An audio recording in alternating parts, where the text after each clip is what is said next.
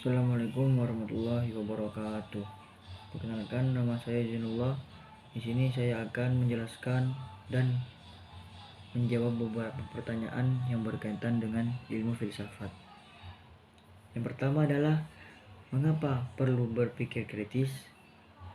Berpikir kritis memastikan kita menyaring terlebih dahulu informasi yang kita terima dan tidak langsung membuat kesimpulan, sehingga kita didorong untuk berpikiran terbuka dan tidak mudah terpengaruh dalam merespon suatu informasi.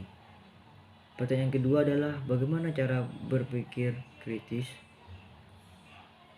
Cara berpikir kritis untuk meningkatkan kemampuan diri. Yang pertama adalah biasakan banyak bertanya. Yang kedua, memiliki pengetahuan dan referensi.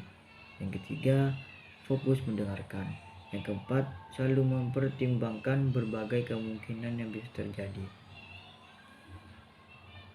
Yang ketiga adalah, sebutkan 3 fenomena di sekitarmu yang perlu dilihat secara kritis. Yang pertama adalah, kamu bisa mengambil keputusan yang tepat pada saat diperlukan.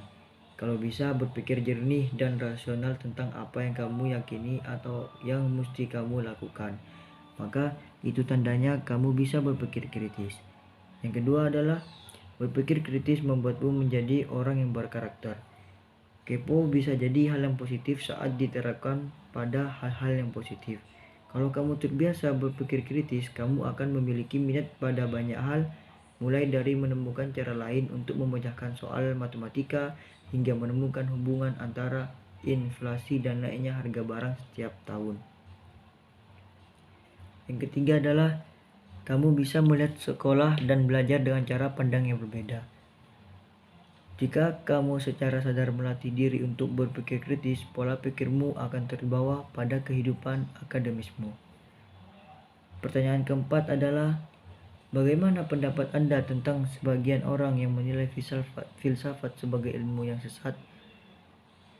Filsafat atau di dalam istilah keilmuan Islam disebut mantik adalah ilmu yang membahas tentang kaidah berpikir. Filsafat mengajarkan orang yang bergelut di dalamnya untuk bersikap kritis dan berpikir ilmiah.